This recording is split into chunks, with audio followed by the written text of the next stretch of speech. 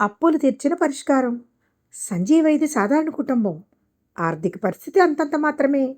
బంధువులను అభిమానంతో చూసేవాడు. ఇంటికి వచ్చిన వారికి మర్యాదలో లోటు చేసేవాడు కాదు.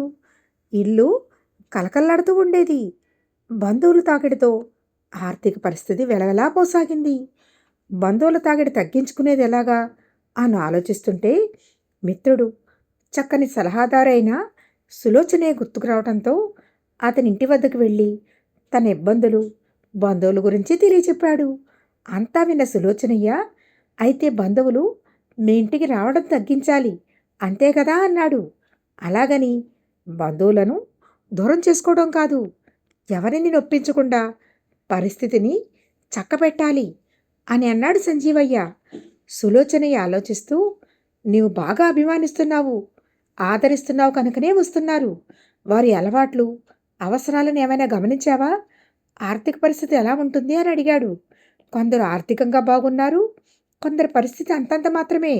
అయితే మా బంధువుల్లో ఉన్నవారి దగ్గర నుండి లేనివారు కొన్ని సందర్భాల్లో అప్పు తీసుకోవడం గమనించాను అని సంజీవయ్య చెప్పడంతో, సరే, నీ సమస్యకు పరిష్కారం దొరికినట్లే.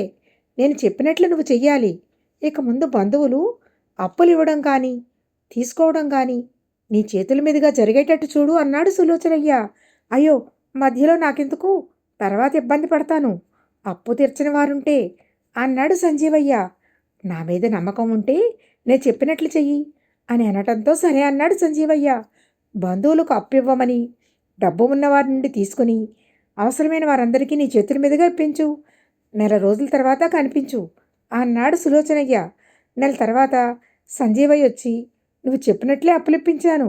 ఇప్పుడు అప్పు తీసుకున్న వారు రావడం మానేశారు, కానీ అప్పులిచ్చిన వారు వస్తున్నారు అని వివరించాడు.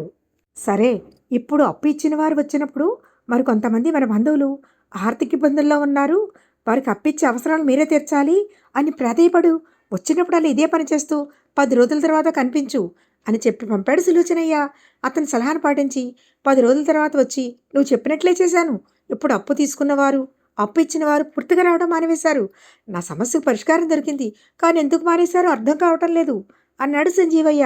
అర్థం కాకపోవడానికి ఏముంది, అప్పు తీసుకున్నవారు నీ చేతుల మీదుగా తీసుకున్నారు కనుక నువ్వు తీర్చమంటావని కనిపించడం మానేశారు. అప్పులు ఇచ్చిన బంధువులు వసూలు మాట్లాడుంచి కొత్తగా అప్పులు ఎక్కడ అడుగుతావానని కనిపించడం మానేశారు అని నవ్వుతూ సమాధానమిచ్చాడు సులోచనయ్య. ఎలాగైతేనేమి బంధువులు తాకిడి తగ్గింది, అది సంతోషం అని సంజీవయ్య అంటే, అప్పులు తీర్చిన పరిష్కారం ఇది అని సులోచనయ్య అన్నాడు. ధన్యవాదములు.